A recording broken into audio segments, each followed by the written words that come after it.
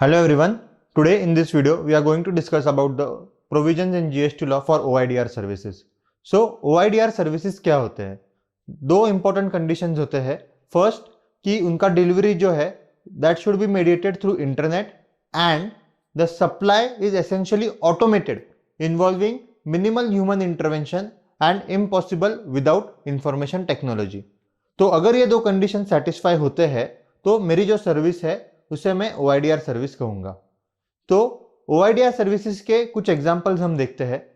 First है advertisement on internet, second providing cloud services, third online supply of digital content, movies, shows, musics etcetera, fourth providing data और information retrievable और otherwise to any person in electronic form through a computer internet.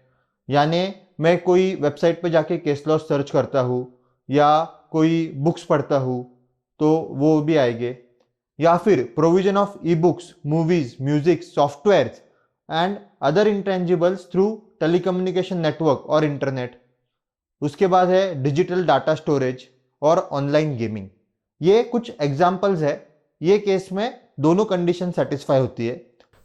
ये कुछ examples है जिसे हम OIDR services कहेंगे क्योंकि ये डिजिटल मीडियम थ्रू दिए जाते हैं और इंफॉर्मेशन टेक्नोलॉजी के बिना दिए भी नहीं जा सकते और इसमें ह्यूमन इंटरवेंशन बहुत कम होता है. तो अभी OIDR सर्विसेज को अलग रूल्स है GST लॉ में. उसकी क्या रिक्वायरमेंट है वो देखने के लिए पहले हम देखते हैं कि वो रूल्स क्या है. दो कैटेगरी में उसको हम स्प्लिट करेंगे. लोकेशन ऑफ सप्लायर क्या है और लोकेशन ऑफ रेसिपिएंट क्या है. अगर लोकेशन ऑफ सप्लायर भी इंडिया है और लोकेशन ऑफ रेसिपिएंट इंडिया है तो ये नॉर्मल ट्रांजैक्शन हुआ. इसे फॉरवर्ड चार्ज में सप्लायर इस पे GST भरेगा. एक एग्जांपल लेते हैं. हमने टैली सॉफ्टवेयर डाउनलोड किया इंटरनेट के थ्रू तो ये केस में टैली कंपनी इसके ऊपर GST भरेगा. नेक्स्ट है लोकेशन ऑफ सप्लायर भी इंडिया के बाहर है और रेसिपिएंट की इंडिया के बाहर है तो ये ट्रांजैक्शन GST के एम्बिट में आएगा ही नहीं क्योंकि ये इंडिया में हुआ ही नहीं है. फॉर एग्जाम्पल कोई यूएस का रेसिडेंट है जिसने यूएस में नेटफ्लिक्स डाउनलोड किया. इसमें इंडिया का कहा भी रेलेवेंस नहीं है तो इसमें इंडिया में टैक्स नहीं होगा. जो इंपॉर्टेंट है अभी वो है location of recipient is in India but supplier जो है वो इंडिया के बाहर का है. अभी हमने पहले स्लाइड में देखा कि ये इंटरनेट के थ्रू दिया गया है. तो जब कोई भी सर्विस इंटरनेट के थ्रू दी है तो वो वर्ल्ड में कहाँ भी हो सकती है. Let's take an example. Location of supplier India के बाहर है और रेसिपिएंट जो है वो इंडिया में है. उसमें हम दो कैटेगरी करते हैं. फर्स्ट कि वो रेसिपिएंट जो है वो एक रजिस्टर्ड है GST में और सेकंड जो रेसिपिएंट है GST में नहीं रजिस्टर्ड है.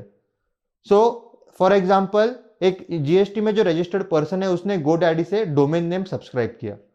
तो GoDaddy अज्यूम करते वो इंडिया में है ही नहीं.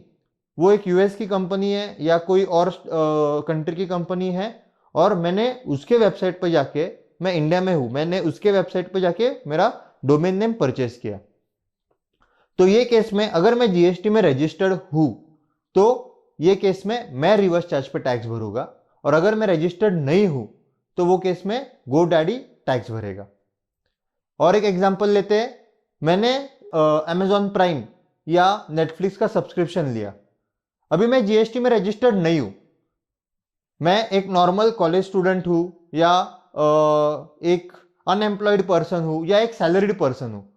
मेरा खुद का GST में रजिस्ट्रेशन नहीं है. तो ये केस में ये ट्रांजैक्शन के ऊपर Amazon प्राइम या नेटफ्लिक्स जो है वो टैक्स भरेगा.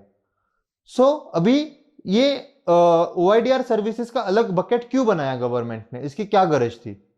क्योंकि दोस्तों यही अगर वो Amazon या नेटफ्लिक्स इंडिया में रजिस्टर्ड होते तो उन्हें इंडिया में टैक्स भरना पड़ता. और अगर वो इंडिया में रजिस्टर्ड नहीं है तो क्या वो इंडिया में टैक्स नहीं भरेंगे? नहीं. अगर ऐसे रहा तो वो इक्वालिटी नहीं होगी और जो इंडियन कंपनीज है वो compete नहीं कर पाएगी. एंड यूजर इंडिया में है तो इसीलिए ये सर्विसेज को इंडिया में टैक्स करने के लिए गवर्नमेंट ने एक अलग कैटेगरी बनाया जिनको वो OIDR सर्विसेज कहते हैं. अभी हम देखते हैं कि क्या होगा कि अगर OIDR सर्विसेज जो है वो कोई इंटरमीडियरी थ्रू दिए है. मैं एक यूएस का सिटीजन हूं, मैंने एक सॉफ्टवेयर बनाया है. अभी ये सॉफ्टवेयर जो है मैं बेच रहा हूं बट मैं खुद नहीं बेच रहा हूं. इंडिया में मैंने एक कंपनी को दिया है और वो कंपनी सॉफ्टवेयर बेच रही है. तो ये केस में GST लॉ कहता है कि इंटरमीडियरी इसके ऊपर टैक्स भरेगी। उन्होंने कुछ कंडीशंस दिए, वो सेटिस्फाई अगर हुए तो ही वो इंटरमीडियरी को नहीं और ओरिजिनल रेसिपिएंट को टैक्स भरना पड़ेगा। So if the intermediary satisfies the following conditions then it will not be considered as a recipient, यानी वो वही केस में इंटरमीडियरी को टैक्स नहीं भरना है, अदरवाइज उसको टैक्स भरना पड़ेगा। सो क्या है वो condition? First, the invoice issued by such intermediary clearly identifies the service and it's supplier. जब मैं कोई वेबसाइट से सॉफ्टवेयर डाउनलोड कर रहा हूं तो वो बता रहे कि ये हमारा सॉफ्टवेयर नहीं है, ये कंपनी का सॉफ्टवेयर है जो आप हमारे वेबसाइट से डाउनलोड कर रहे हो।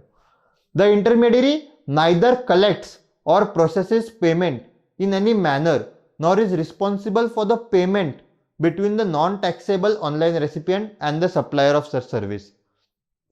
अभी फॉर एग्जांपल हम जब पेमेंट गेटवे सिलेक्ट करते हैं, रेजर पे या ये पेमेंट गेटवेज में ऐसे फैसिलिटी रहते हैं कि भले ही आप मेरे वेबसाइट पे आए हो और पेमेंट मेरे वेबसाइट थ्रू कर रहे हो, ये पेमेंट डायरेक्ट जो सप्लायर है एक्चुअल उसको जाता है, मेरे को नहीं आता है। तो अगर मुझे पेमेंट आया तो मुझे उस पर एज अ इंटरमीडिएट टैक्स भरना पड़ेगा।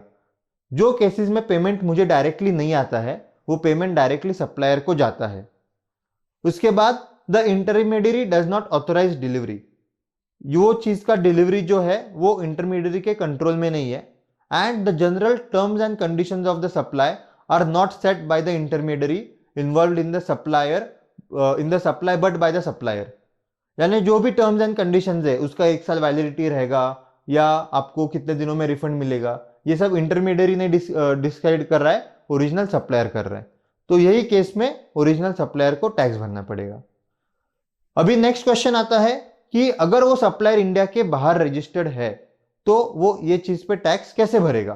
तो जीएसटी लॉ कहता है कि अगर उसका कोई इंडिया में रिप्रेजेंटेटिव है तो वो रिप्रेजेंटेटिव जीएसटी में रजिस्टर करेगा और उसके ऊपर टैक्स भरेगा, और अगर उसका कोई रिप्रेजेंटेटिव नहीं है या उसका कोई फिजिकल प्रेजेंस नहीं है तो उसे इंडिया में कोई रिप्रेजेंटेटिव अपॉइंट करना पड़ेगा जो इंडिया में टैक्स भरेगा।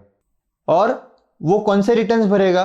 So category for OIDR services is first, अगर सप्लायर आउटसाइड इंडिया रहा और रेसिपिएंट जो है वो इंडिया में अनरजिस्टर्ड पर्सन है तो वो केस के लिए गवर्नमेंट ने एक अलग रिटर्न का फॉर्म भरा है। क्यों? क्योंकि the supplier is outside India, उसे इंडिया के फॉर्म्स या उसे इंडिया के गवर्नमेंट को उनके लिए एक सिंप्लीफाइड मेथड देना था, उनके लिए कॉम्प्लिकेशन नहीं रखना था।